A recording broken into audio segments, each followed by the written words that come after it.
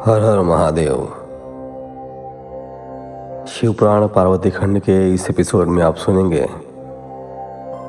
अध्याय संख्या 38, 39 और 40। 38वां अध्याय, विश्वकर्मा द्वारा दिव्य मंडप की रचना। ब्रह्मा जी बोले, हे मुनिश्रेष्ठ नारद, शैलराज हिमालय ने अपने घर को बारात के स्वागत के लिए विभिन्न प्रकार से सजाना शुरू कर दिया। हर जगह की सफाई का विशेष ध्यान रखा गया, सड़कों को साफ कराया गया और उन पर छिड़काव कराया गया। तत्पश्चात उन्हें बहुमूल्य साधनों से सुसज्जित एवं शोभित किया गया। प्रत्येक घर के दरवाजे पर केले का मांगलिक पेड़ लगाया गया। आम के पत्तों को रेशम के धागे से बांधकर सुंदर बंधनवारें बनाई गईं। विभिन्न प्रकार के सुगंधित फूलों से हर स्थान को सजाया गया। सुंदर तोरणों से घर को शोभायमान किया गया। चारों ओर का वातावरण अत्यंत सुगंधित था।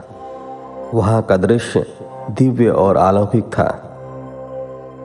विश्वकर्मा को गिरिराज हिमालय ने आदरपूर्वक बुलवाया और उन्हें एक दिव्य मंडप की रचना करने को कहा। वह मंडप 10,000 योजन लंबा और चौड़ा था। वह दिव्य मंडप 40,000 कोस के विस्तृत क्षेत्र में फैला हुआ था। विश्वकर्मा, जो कि देवताओं के शिल्पी कहे जाते हैं, ने इस उत्तम मंडप की रचना करके अपनी कुशलता एवं निपुणता का परिचय दिया। यह मंडप अद्भुत जान पड़ता था। उस मंडप में अनेकों प्रकार के स्थावर, जंगम पुष्प तथा स्त्री पुरुषों की मूर्तियां बनाई गई थीं, जो कि इतनी सुंदर थीं कि यह निश्चय कर पाना कठिन था कि कौन ज़्यादा सुंदर और मनोरम है। वहाँ जल में थल तथा थल में जल दिखाई दे रहा था। कोई भी मनुष्य इस कलाकृति को देखकर यह नहीं जान पा रहा था कि यहाँ जल है या थल। विभिन्न प्रकार के जानवरों की कलाकृतियाँ जीवंत बनाई गई थीं। अपनी सुंदरता से जड़ हृदयों को मोहित करते सारस कहीं सरोवर में पानी पीते दिखाई देते तो कहीं जंगलों में सिंह ऐसे लग रहे थे मानो अभी दहाड़ना शुरू कर देंगे। नृत्य करने के मुद्रा में बनाई गई स्त्री पुरुषों के मूर्तियों को देखकर ऐसा लगता था मानो वाकई नर नारी नृत्य कर रहे हों। द्वार पर खड़े द्वारपाल हाथों में धनुष बाण लेकर ऐसे खड़े थे जैसे सचमुच अभी बाणों की वर्षा शुरू कर देंगे। इस प्रकार सभी कृत्रिम वस्तुएं बहुत ही सुंदर एवं मनोहर थीं, जो कि बिल्कुल जीवंत लगती थीं। द्वार के मध्य में देवी महालक्ष्मी की सुंदर मूर्ति की स्थापना की गई थी, जिन्हें देखकर ऐसा प्रतीत होता था मानो क्षीर सागर से निकलकर साक्षात लक्ष्मी देवी वहां आ गई हों। वे सभी शुभ लक्षणों से युक्त दिखाई दे रही थीं। मंडप में विभिन्न स्थानों पर हाथियों की कलाकृतियां भी बनाई गई थीं। कई स्थानों पर घोड़े घोड़सवारों सहित खड़े थे तो कहीं सुंदर अद्भुत दिव्य रथ जिन पर सफ़ेद अश्व जुते हुए थे। मंडप के मुख्य द्वार पर नंदीश्वर, जो कि शिव जी के सवारी हैं, उनकी मूर्ति बनाई गई थी, जो कि स्फटिक मणि के समान चमक रही थी। उसके ऊपर दिव्य पुष्पक विमान की रचना की गई थी, जिससे पल्लवों और सफ़ेद चामरों से सजाया गया था। विश्वकर्मा द्वारा समस्त देवताओं की भी प्रतिमूर्ति की रचना की गई थी, जो कि हूबहू वास्तविक देवताओं से मिलती थी। क्षीर सागर में निवास करने वाले श्री हरि विष्णु एवं उनके वाहन गरुड़ की रचना भी उस मंडप में की गई थी, जिसका स्वरूप साक्षात विष्णु जी जैसा ही था।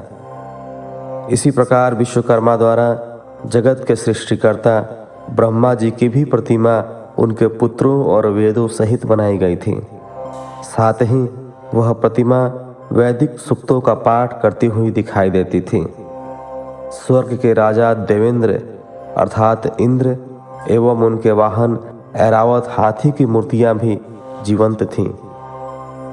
इस प्रकार विश्वकर्मा द्वारा बनाई गई सभी कलाकृतियां कला का अद्भुत नमूना थीं, जो कि दिव्य एवं मनोरम थीं, जिन्हें देखकर यह जान पाना अत्यंत मुश्किल ही नहीं नामुमकिन था कि वे असली हैं या फिर नकली।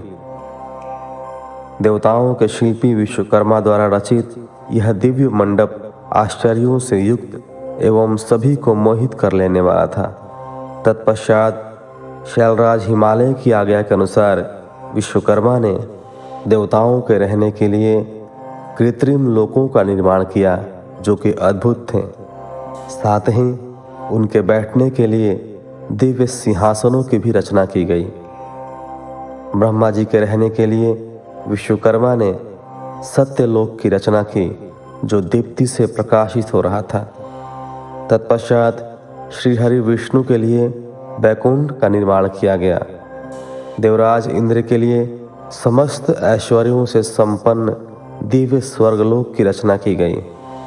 अन्य देवताओं के लिए भी उन्होंने सुंदर एवं अद्भुत भवनों की रचना की। देवताओं के शिल्पी विश्वकर्मा ने पलक झपकते ही इस अद्भुत कार्य को मूर्त रूप दे दिया। सभी देवताओं के रहने हेतु उनके दिव्य लोकों जैसे कृत्रिम लोकों का निर्माण करने के पश्चात विश्वकर्मा ने भक्तवत्सल भगवान शिव के ठहरने हेतु एक सुंदर मनोरम एवं अद्भुत घर का निर्माण किया। यह भवन भगवान शिव के कैलाश स्थित धाम के अनुरूप ही था। यहाँ शिव चिन्ह शोभा पाता था। यह भवन परम उज्ज्वल दिव्य प्रभापुंज से सुभाषित उत्तम और अद्भुत था। इस भवन की सभी ने बहुत प्रशंसा की। यहाँ तक कि स्वयं भगवान शिव भी उसे देखकर आश्चर्यचकित हो गए और विश्वकर्मा की इन रचनाओं को उन्होंने बहुत सराहा। विश्वकर्मा की यह रचना अद्भुत थी। इसी प्रकार जब सुंदर एवं दिव्य मनोरम मंडप की रचना हो गई और सभी देवताओं के ठहरने के लिए यथा योग्य लोकों का भी निर्माण कर दिया गया, तो शैलराज हिमालय ने विश्वकर्मा को बहुत बहुत धन्यवाद दिया। तत्पश्चात हिमालय प्रसन्नतापूर्वक भगवान शिव के शुभ आगमन की प्रतीक्षा करने लगे। हे नारद, इस प्रकार मैंने वहाँ का सारा वृत्तांत तुम्हें सुना दिया है। अब आप और क्या सुनना चाहते हैं? 39वां अध्याय। शिव जी का देवताओं को निमंत्रण। नारद जी बोले, हे महाप्रज्ञ, हे विधाता, आपको नमस्कार है। आपने अपने श्रीमुख से मुझे अमृत के समान दिव्य और अलौकिक कथा को सुनाया है। अब मैं भगवान चंद्रमौली के मंगलमय वैवाहिक जीवन का सार सुनना चाहता हूँ, जो कि समस्त पापों का नाश करने वाला है। भगवान, कृपा कर मुझे यह बताइए कि जब शैलराज हिमालय द्वारा भेजी गई लग्न पत्रिका महादेव जी को प्राप्त हुई, तो महादेव जी ने क्या किया? प्रभु, इस अमृत कथा को सुनाने की कृपा कीजिए।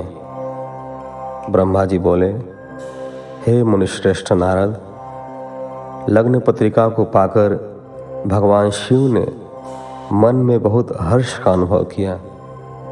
लग्न पत्रिका लेकर आए शैलराज के बंधु बांधवों का उन्होंने यथा योग्य आदर सत्कार किया। तत्पश्चात उन्होंने उस लग्न पत्रिका को पढ़कर स्वीकार किया तथा पत्रिका लेकर आए हुए लोगों को आदर सम्मान से विदा किया। तब शिवजी प्रसन्नतापूर्वक सप्तऋषियों से बोले कि हे मुनियों, आपने मेरे लिए इस शुभ कार्य का संपादन किया है और मैंने इस विवाह हेतु अपनी स्वीकृति प्रदान कर दी है। अतः आप सभी मेरे विवाह में सादर आमंत्रित हैं। भगवान शिव के शुभ वचन सुनकर ऋषिगण बहुत प्रसन्न हुए और उनको आदरपूर्वक प्रणाम करके अपने धाम को चले गए। जब ऋषिगण कैलाश पर्वत से चले गए तब भक्तवत्सल भगवान शिव ने तुम्हारा स्मरण किया। तुम अपने सौभाग्य की प्रशंसा करते हुए तुरंत उनसे मिलने उनके धाम पहुंच गए। शिव जी के श्री चरणों में तुमने मस्तक झुकाकर प्रणाम किया और वहां हाथ जोड़कर खड़े हो गए। भगवान शिव बोले, हे नारद, तुम्हारे दिए गए उपदेश से प्रभावित होकर ही देवी पार्वती ने घोर तपस्या की और उससे प्रसन्न होकर मैंने उन्हें अपनी पत्नी बनाने का वरदान दे दिया है। पार्वती की भक्ति ने मुझे वश में कर लिया है। अब मैं उनके साथ विवाह करूंगा। सप्तऋषियों ने शैलराज हिमालय को संतुष्ट कर इस विवाह की स्वीकृति प्राप्त कर ली है और हिमालय की ओर से लग्न पत्रिका भी आ चुकी है। आज से 7वें दिन मेरे विवाह का दिन सुनिश्चित हुआ है। इस अवसर पर महान उत्सव होगा, अतः तुम श्रीहरि, ब्रह्मा, सब देवताओं, मुनियों और सिद्धों को मेरी ओर से निमंत्रण भेजो और उनसे कहो कि वे लोग उत्साह और प्रसन्नता पूर्वक सज धज कर अपने अपने परिवार के साथ सादर मेरे विवाह में पधारें।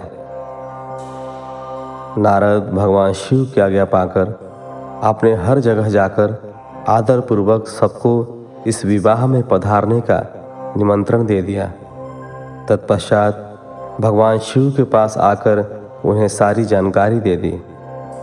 तब भगवान शिव भी आदरपूर्वक सब देवताओं के पधारने की प्रतीक्षा करने लगे। भगवान शिव के सभी गण संपूर्ण दिशाओं में नाचने गाने लगे। सभी ओर उत्सव होने लगा। निमंत्रण पाकर अति प्रसन्नता से सज धज कर भगवान श्री हरि विष्णु भी श्री लक्ष्मी और अपने दल बल को साथ लेकर कैलाश पर्वत पर जा पहुँचे।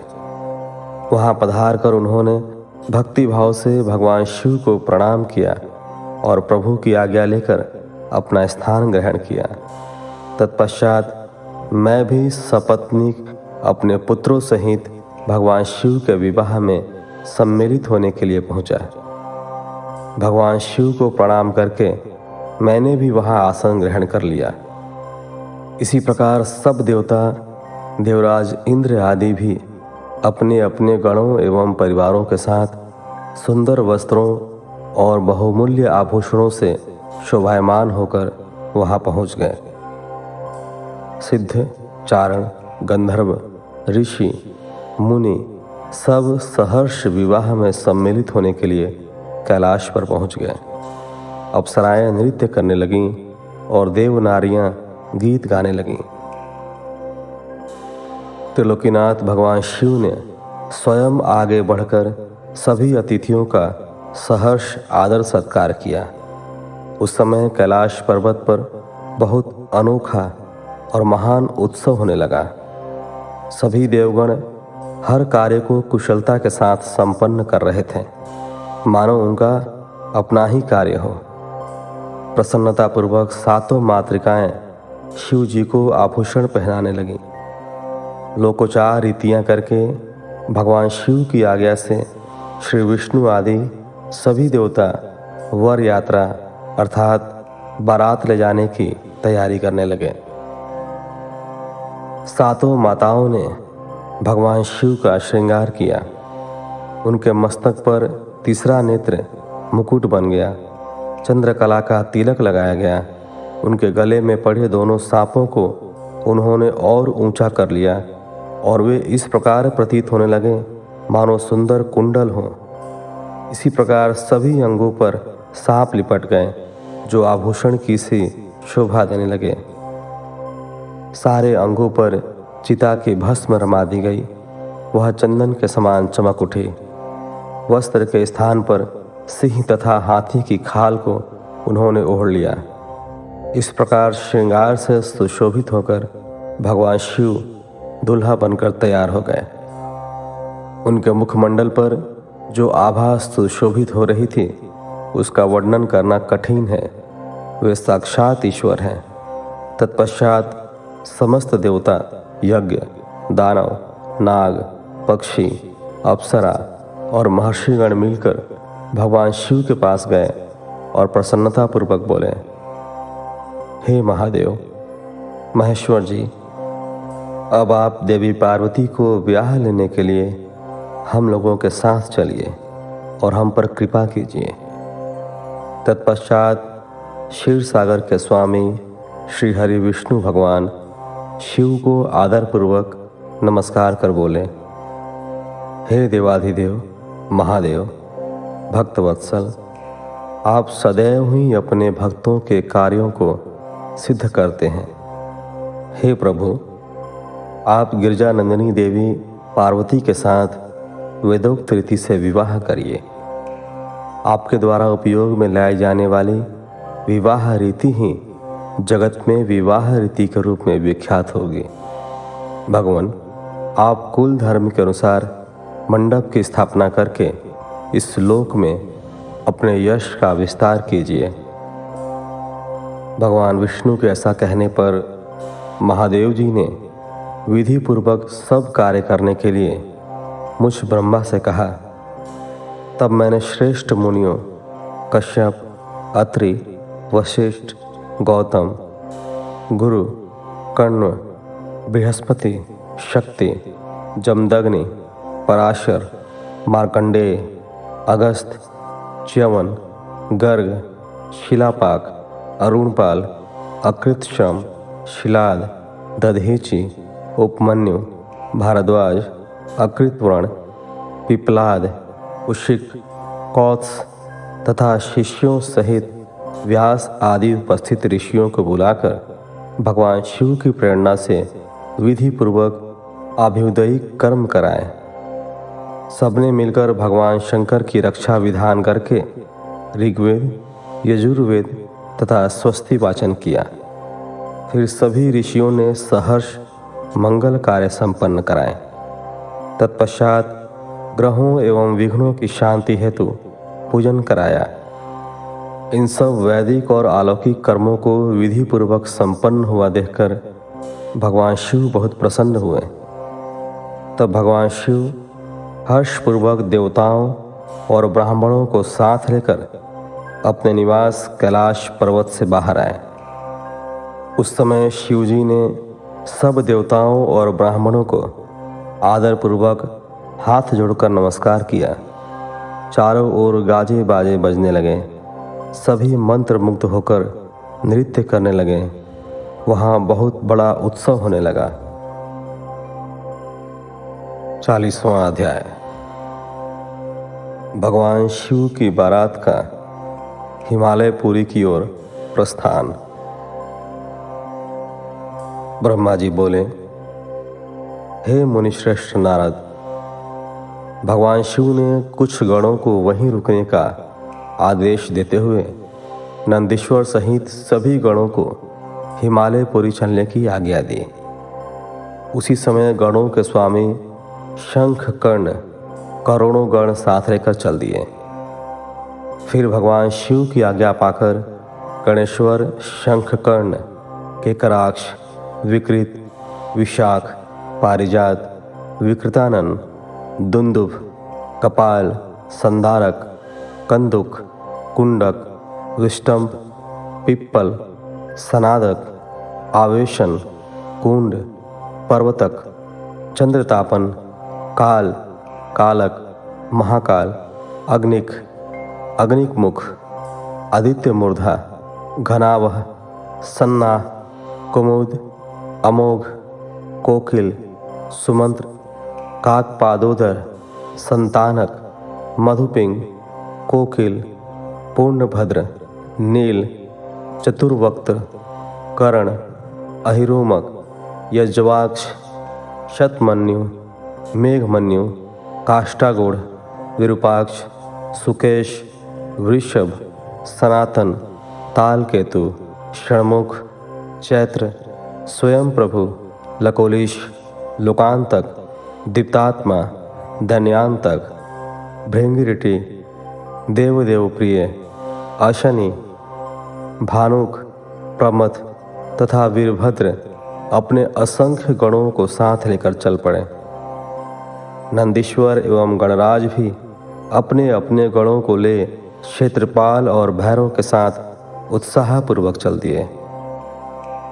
उन सभी गणों के सिर पर जटा, मस्तक पर चंद्रमा और गले में नील चिन्ह था।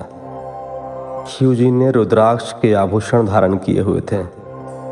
शरीर पर भस्म शोभायमान थी। सभी गणों ने हार, कुंडल, केयूर तथा मुकुट पहने हुए थे। इस प्रकार त्रिलोकीनाथ महादेव अपने लाखों करोड़ों शिव गणों तथा मुझे, श्रीहरि और अन्य सभी देवताओं को साथ लेकर धूमधाम से हिमालय नगरी की ओर चल दिए। शिव जी के आभूषणों के रूप में अनेक सर्प उनकी शोभा बढ़ा रहे थे और वे अपनी नंदी बैल पर सवार होकर पार्वती जी को ब्याहने के लिए चल दिए। इस समय चंडी देवी महादेवी जी की बहन बनकर खूब नृत्य करती हुई उस बारात के साथ हो चली।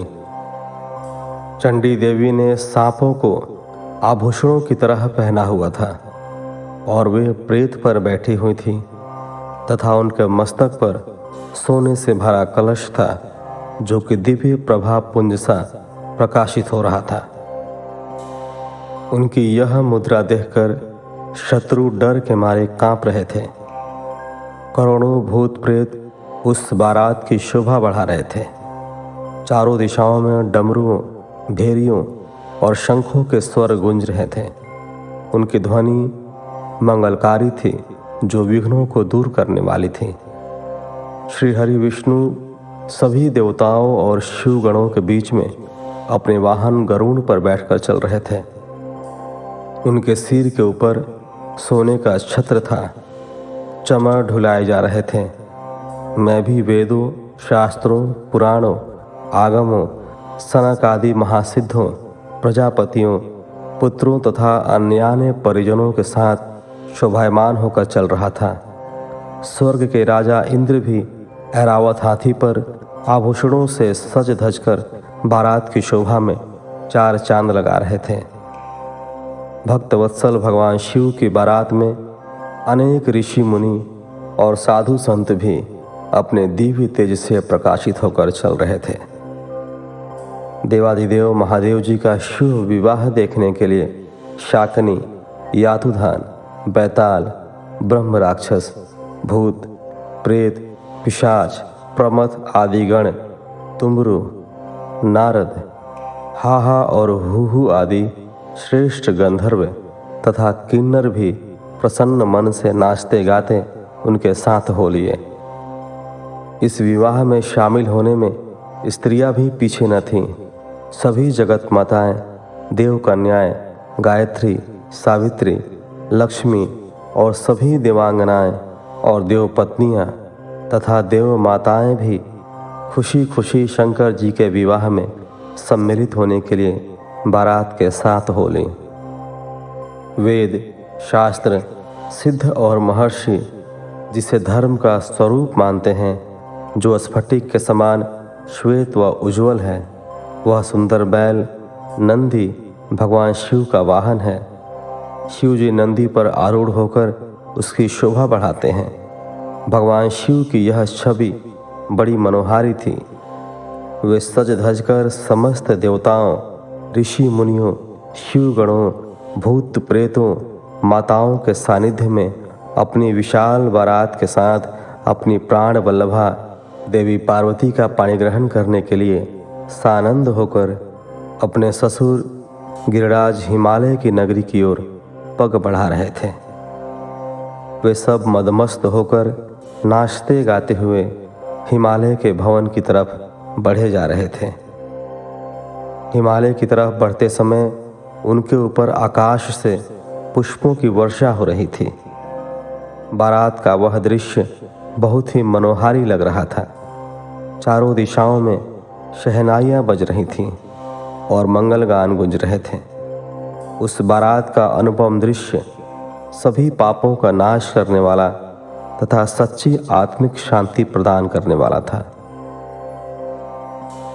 इस प्रकार 40वें अध्याय के साथ इस एपिसोड को यहीं विराम देते हैं। मिलते हैं आपसे अगले एपिसोड में। तब तक के लिए धन्यवाद। हर हर महादेव।